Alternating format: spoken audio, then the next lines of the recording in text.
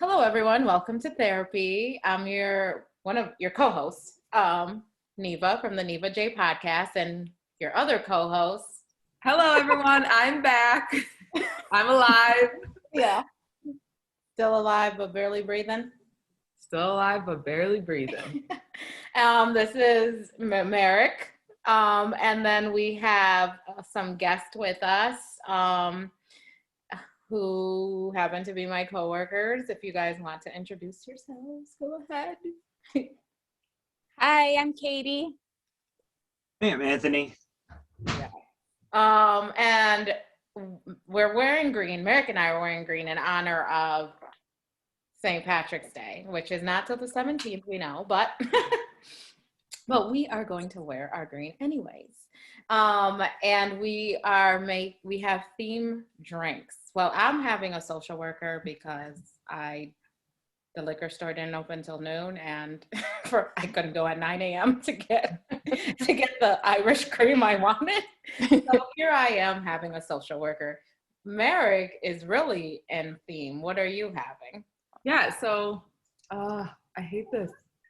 You can't see it. It's a green drink. Okay. There it Well, is. see it now. There it is. It's a green drink. So I wanted to do something festive, and I was like, how can I make a green drink? And I also wanted to use this ingredients, Bailey's Irish cream.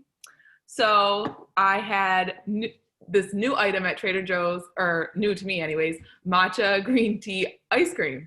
So I used the matcha green tea and ice cream, a little bit of the Bailey's, a little milk, and blended it up in my blender. And I was like, I have no idea what this is going to taste like, but pleasantly surprised. It's good.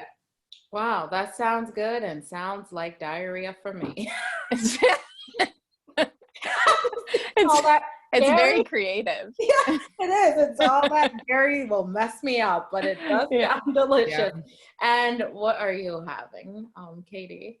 I have some Bailey's Irish cream in a little Bailey's cup over ice. Cutest little cup ever. Like, Adorable. I know. It's like a little mug. showed it to Merrick and I were like, oh, like it was a baby. How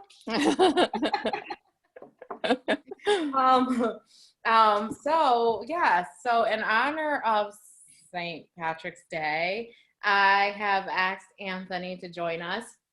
And I texted him, I said, do you have Irish in your background? Because his last name is McCabe. Come on. That's like, and he was like, yes, I happen to have Irish in my background. I'm like, oh, can you join us on St. Patty's Day and explain some of the traditions that you guys do? And go ahead. He said something that was really funny about like, well, we don't do things that you guys do here in America. That's more, but he will explain it. It was pretty funny. Go ahead, Anthony. Well, I was just saying that it's not as big of a holiday in Ireland. That it's like more Irish Americans that make a big deal of it. Yeah. How do you, and like, what kind of things do you do, your family? What does your family do for St. Patrick's Day? Well, so we just eat some food related to St. Patrick's Day. We got my wife and I, our favorite is a Reuben sandwich. So we've had for a while. So she just came home from the grocery store with the kids, with all the ingredients for a Reuben for dinner on Wednesday. That sounds delicious. I guess I'll be coming over for dinner on Wednesday. We're having Reubens for dinner too on Wednesday. Oh, do you guys celebrate, Katie? We do, yeah. It's kind of an interesting story. So my grandmother, my dad's mom, was adopted, but she didn't know anything about her biological family until she was like an adult, like in her 50s. But she was finally able to like track down her biological family, and she found out then that they were very Irish. So like ever since then, she was super proud of her Irish heritage. So like my dad and his brothers didn't grow up really celebrating it, but now we try to as a family, and we're going to get together on Wednesday to celebrate. That's awesome. Oh. Yeah. Eric, we should get stuff to make Reubens on Wednesday. Just for Yeah. the heck. I love a good Reuben. I do too. Maybe I will. I'm laughing because there was a point in time where I was obsessed with Reubens. and I made them like every night. And my husband was like, what the hell? If you make us another Reuben sandwich for dinner, I'm gonna lose it. I get like obsessed with things too. Like if I find something I like, I'm just like overkill. And then I'm like, oh, I don't want a Reuben for another 10 years. Right. So in honor, sorry, I'm crying. It's a very interesting like obsession to have. It's like a very specific sandwich that can be kind of intense. But so in honor of like Social Work Month, we're still all celebrating Social Work Month since it is March.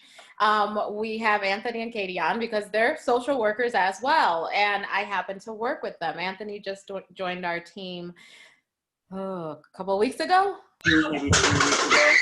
Okay.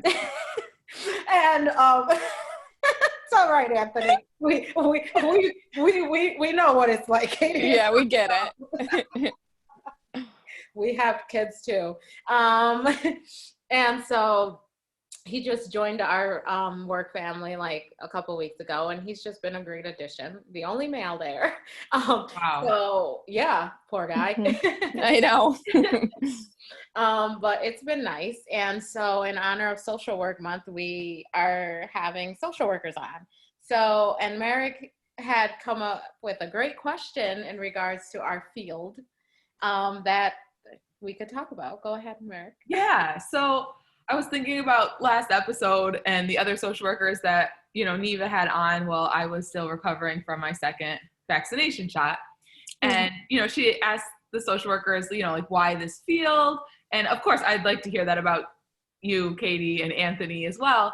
But I was thinking like in honor of St. Patrick's Day, kind of to go with the theme, like why not talk about the luck of the social worker?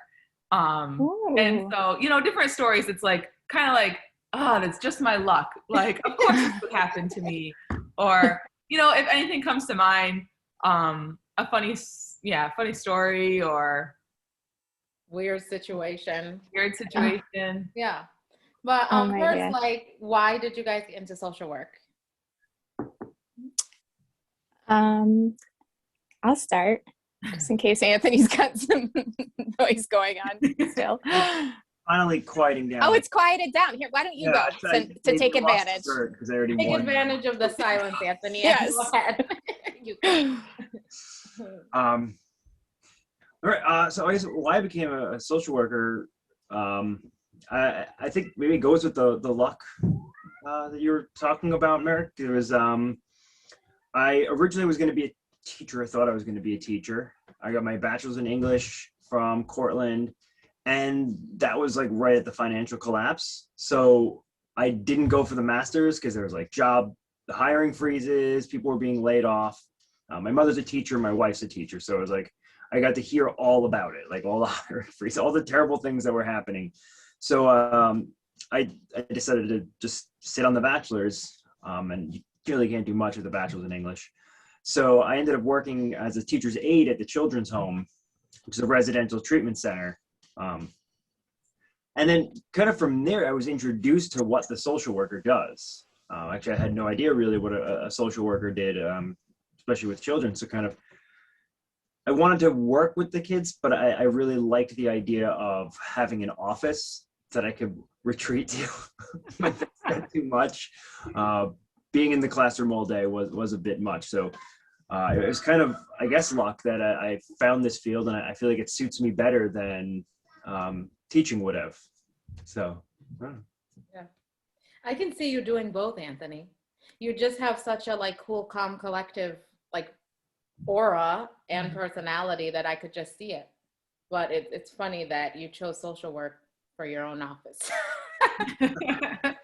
And like it's funny because in different jobs that I've worked in as a social worker, like there's been times when like I haven't had an office, or they're like, you just kind of use the space down here in the basement, like you can set your stuff here. But yeah, school social work definitely offers, most of the time an office. Yeah. And you can still go in and teach like social emotional lessons that you want, and then you have your office to retreat to and make phone calls. Whether it's a broom closet or a refrigerator that they said you could put your stuff in. Got an office. Did that really happen? No. Oh, I mean, I wouldn't like put it past No, yeah. the situation for sometimes there isn't space. Actually, I've worked in the closet within a closet once. Worked for a local middle school. I was there one day a week, and it was like like I said, it was like a door off the hallway that led to a spanning out of multiple closets. One of them was my office. It still smelled of mold from the last flood. No windows, and actually I ended up stuck in there for a whole day during a lockdown because there was no loudspeaker, so I never heard the release, and nobody came to get me because I forgot about you in your closet within a closet. Oh man. And what about you, Katie? Why social work? So for me, I decided I was introduced to the social work field when I was like a young adult, like a freshman in college. I was like having my own mental health challenges, and I started to see a social worker for therapy, and she was just like an angel. She helped me through so much, and she opened my eyes to so much. And I was like, wait, a social worker can be a therapist? Like, this is interesting. This is really cool. And so I kind of held on to that. And then, like, very similar to Anthony, my family, I come from a family of educators too. So I always was toying with the idea of teaching, or like I really liked being in schools, and I had some other experiences working in schools. So then I was like, yeah, but the idea of being able to just focus on like the social emotional piece and have my own office sounds pretty appealing. So I eventually did go back and get my master's. And then, so the luck piece of it is that I met my therapist when I was so young, and she helped me so much and like opened my eyes to, you know, all the cool things you can do as a social worker, like therapy. You can be in a hospital. Like I've worked in a few hospitals too, schools. Like I really like the, you know, all the different aspects to social work, the different areas you can work in. It's a very versatile. Yeah. Yes. Yeah. Merrick, we didn't get to hear your story about why social work. Yeah. Yes, please.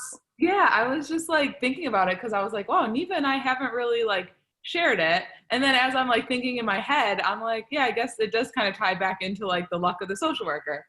So I always was interested in like psychology, like, and I also knew I wanted to help people.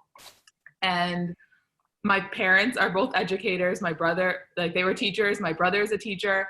And I was like, I do not want to work in a school. Like, I know that, like, I've heard all of their, you know, stress my whole life. I don't want to work in a school. And then like in college, I played basketball, and I saw like the mental health struggles specific to the student athlete at like that level. So I was like, wow, I really want to help like student athletes specifically. So I thought that was my dream job, why I chose social work. And I got a job doing exactly that, and I hated it.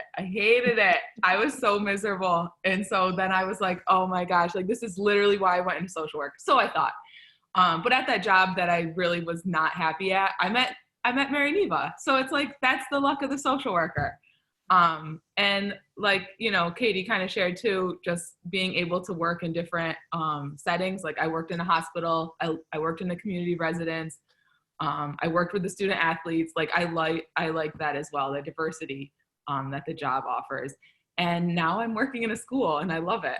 Where you didn't want to be. What I thought I didn't want is where I ended up. And I could see myself like just, you know, staying there. Like I'm happy there. But that's the luck of the social worker. Yeah. Well, when we Nice. talk about like the luck of the social worker, that could also go another way. And like so like I'm gonna share a story about like just my freaking luck. And I'm sure Katie's aware of this story. Katie. Yeah. Which one? There's so many. there's so many. But it's like well, I actually there is so many, but like I'll start with the one where it's like it's Friday. Well, you're ready to go home, you know? It's like you're ready to go home. And the beauty of working in a school is the schedule, because we get out at 2:30 on Fridays. So you're ready to go home, and you're just like, yes, I can't wait. you're getting your bags ready and everything. And then just as you put your jacket on, a teacher comes into your office and goes, so and so just told me that someone touched their penis. And you're like, oh my Lanta.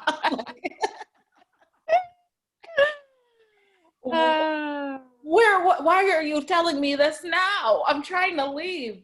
So then as like a good ethical social worker who is also a mandated reporter, you can't just go and enjoy your weekend with this information. You gotta take your coat off, turn your computer back on, connect the wireless. No, I'm kidding. But you have to like do all that stuff, and then you have to like, okay, let's call this in and let's make it happen. And you're just like, are you shitting me? Like some days I want to say like, please don't come to me with any things that I have to like call and make a report unless it's Monday through Thursday. Yeah. It always seems to happen that way, right? Like, Yeah. I don't know if the day just gets away from everyone or what, but it's like the end of the day and it's like, oh, wait a second. That thing happened this morning Right. at 10 o'clock. And yeah.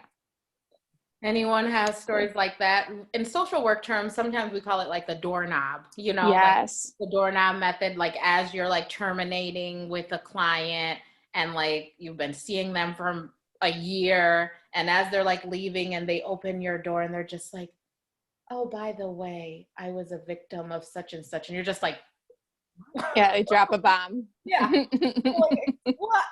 Like this whole year we worked together. Why are you just telling me that? Like, You buy.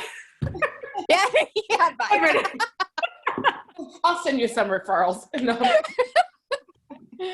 But yeah, you guys have any just my luck type of things like that? No. I'd have to think.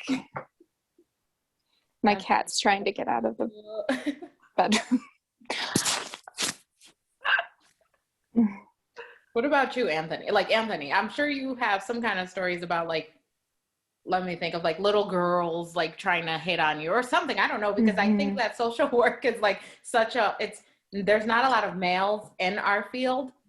And so there's few, and I just imagine working in like a school setting with young, like adolescent women, and how, I mean, like, I'm just saying from working in college with young men, and they would always invite me downtown. Oh, come downtown, I'll buy you a drink or whatever. And I'm just like, that's not happening.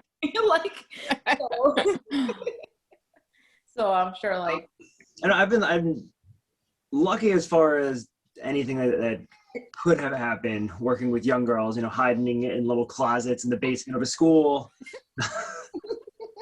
Nothing's happened. Exactly. You know? But yeah, I'm always nervous because especially the story of my life has been to move and start new places. I've moved around a lot. So I started with new clients, you know, and the schools we're lucky in that we get to work with some of our students like for years.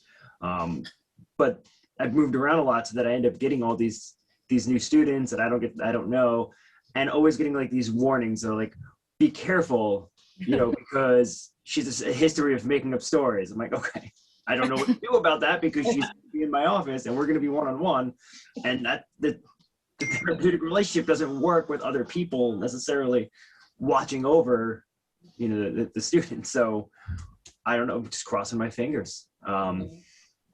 But no, I've been lucky that nothing like that has happened. I mean, I've had a handful of times where someone refuses to get on the bus and you're just sitting around for an hour past school day ends, parents don't have transportation, you know, the police have to come take the student away because the school building's closing and they're refusing to leave, you know, just terrible things for the kids and also for our free time.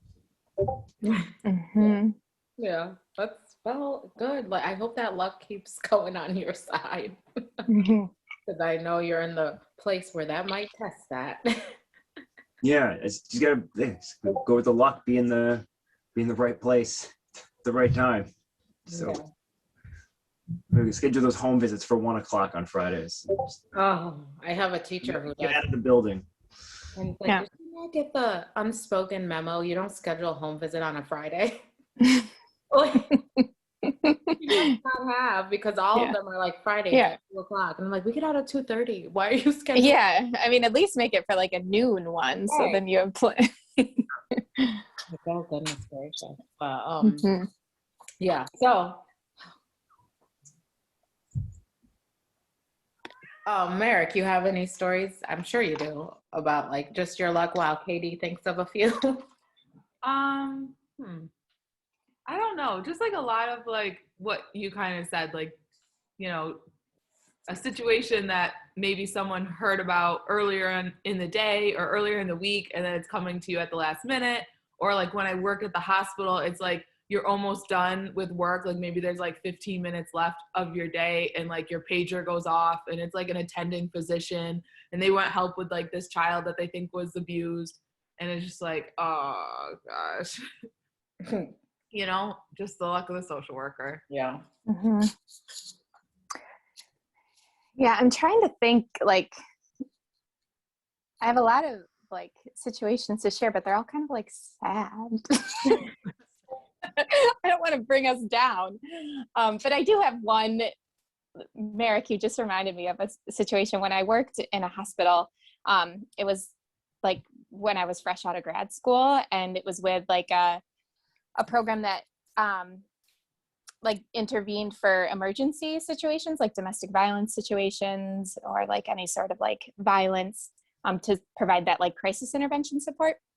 So, but I was like very fresh out of grad school, and there was a like a middle-aged woman who came to see me and like get therapy from me, and I like didn't really know what I was doing, and she like afterwards, like she made me feel so bad about myself, like so inadequate. And afterwards I would just like cry, and I was so upset about it. And I went to my supervisor to talk to him about it, and I was like explaining, you know, the things that she would say and how like how our interactions were. And he was like, congratulations, like you've met your first borderline patient. And I was like, oh, that makes so much sense now. But like, you know, like that countertransference, that transference countertransference that was happening, it just was like just my luck. Like one of my first patients out of grad school would be like a person with like a serious mental illness that I didn't know how to manage. Yeah. That reminds me of something. Go ahead. Okay. Go ahead, Mary. Okay. So when I was in school, like in grad school, my second year internship was at an employees assistance program. So like we worked with families, couples, like it could be anything, substance abuse, like anything could be coming in the office. And it was for all the employees of like this hospital and other agencies, but also their family members could also receive the service. So I remember I was like so nervous for like to see like my first like client. And I was like talking to the coworker there that was kind of like helping supervise me. And I was like, I'm just so nervous. And she's like, well, just tell me, like, what are you most nervous about? Like, what are you most fearful of? I was like, I don't know. Like, it was a couple, like an older couple that was going through marital issues. And I was like, I don't know. Like, I just feel like they're going to be like, who did we get? Like, we got this young girl. Like, what does she know? Like, and I really was feeling like, what do I know? Right. And I was like, I just feel like they're going to be like, what do I know? Like, how much is to help them? And she's like, you know what? Like, you don't have to be married to help somebody that's married. Like, you know, so I was like, okay. So I went into the first session. I you know, get the couple from the waiting room. I walk them into the office. I shut the door before I even sit down in my chair. They're like, I don't mean to be rude, but like, how old are you anyways? So I was like, like my greatest fear. Thanks. And I was just like, wow, well, I don't mind answering that, but I'm really curious. You know, I'm wondering where that question's coming from, you know? Yeah. What would that mean to you? It means you don't know shit. Oh my God. So the That's luck of the funny. social worker. Yeah. Yeah. Oh, that's funny. But that is true though. It's like when you get out of grad school, you feel so green. And you're like, green. Green. And you don't know, like, what am I gonna do for people? Like I don't have, like, people would come and you're like, I don't have kids. And they would like call you out on it. Like, do you even have children? And be like, no, I don't. Mm-hmm. You know? And so you just kind of have to like figure it out and realize what you don't have, like don't Mhm. create, like realize, right, I don't have kids and I could never like understand exactly what you feel or how you're going through, but I'm here to listen and hear from your perspective so I can help you navigate this. But like I Mhm. had like my one our colleague from grad school, she created a whole story. She was working, like her first job was at an addiction clinic, and she had someone who came in and was talking about like they were doing like the 12 steps and whatnot, and they go like, have you ever been addicted to anything? She created a whole addiction so that Oh, like to build like a therapeutic Wow. that's relationship with. interesting. Yeah, and I remember her like talking about it, and we were like, oh no, like you really shouldn't have done that because like, Oh no. because like every day she was saying how like stressful it is to like keep on top of her addiction and to say like what she's doing about it next and stuff. And I'm like, well, that's something. That's, yeah. But yeah, Interesting. just our luck. Mhm. We'll release you, Anthony. Thank you for joining us. Nice Yeah, to thanks for having me. I think- Yeah, I know how hard it is to find. Yeah, it's a little loud in here for recording Yeah. audio. All right, well, All right. thanks See you for- tomorrow. tomorrow. Oh yeah, tomorrow. Bye. Oh, balancing. Yeah, It's rough. Poor guy. it is. Yeah, so it's like I said, Katie, I know like earlier we were talking about like why we chose social work, and I'm like, I couldn't imagine Katie in any other field. Honestly. No. Seriously, when you look in the dictionary, you open the Webster dictionary. Because everyone's opening up the Webster these days. Yeah, yeah. That's such a thing these days. Right. And you open it up and you look up social worker. I swear there's a picture of her in there because it's like, Oh. it is. And I'm just like, and I always say, like, it's funny because I always say to Merrick, I'm like, you're a great social worker because Merrick will go like above and beyond for her clients. And she's like doing the research, like what methods will help, blah, blah.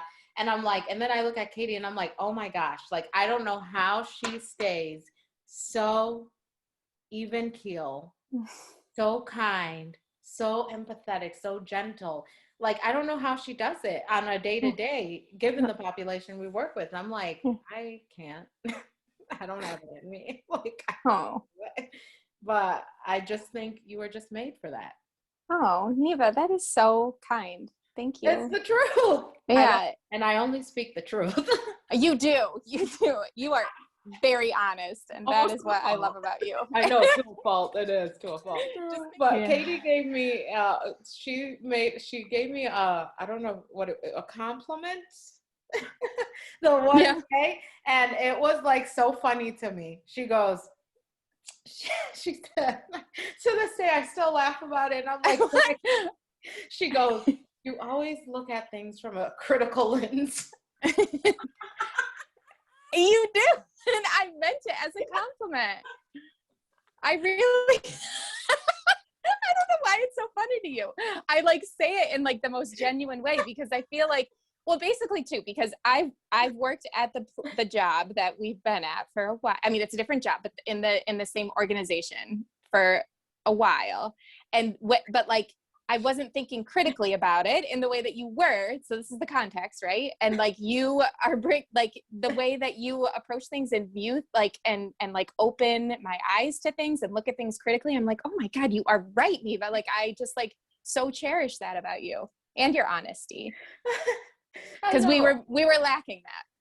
Yeah, and I know like I know you were saying it like as a compliment from a good place, but the way you said it, I just laughed and I'm like, oh, here goes negative Neva, seeing the glass half empty. And it just made me laugh so hard, and I'm like, oh my God, that's hilarious.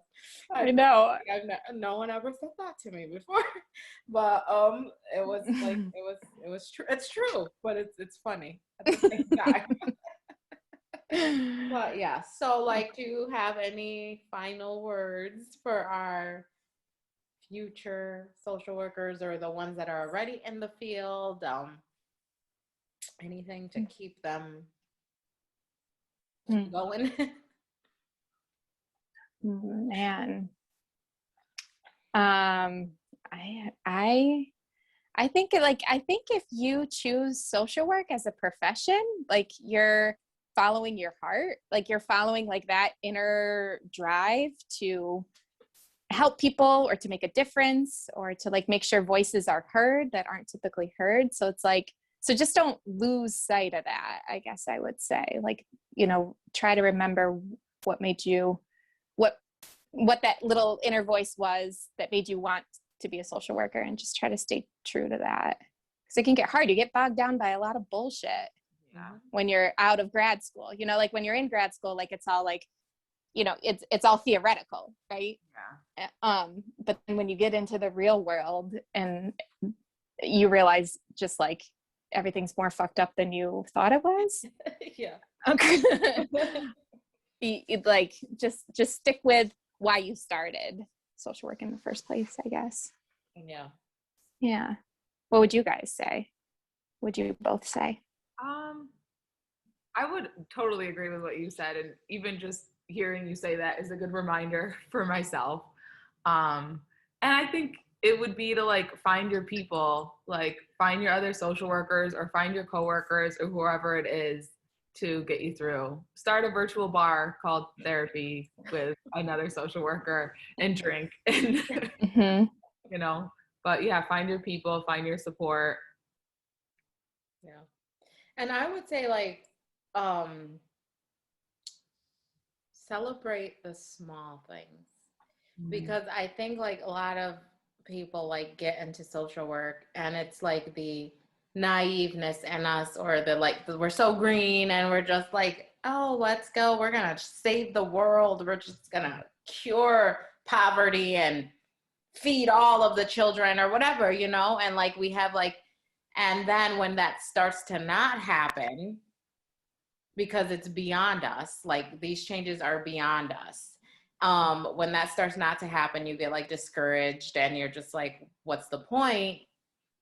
To celebrate the small victories, like, yeah, you didn't like cure world hunger, but you were able to connect a family to a food pantry and they were able to go and get food and to get them through the week. Like, celebrate that, because it's these tiny small changes are like what makes an impact, and it's things you can control. Like, you can't control the world and the system, but you can control like little victories and the relationships that you build with the people you work with, your clients and your coworkers. So just focus on that, the small things.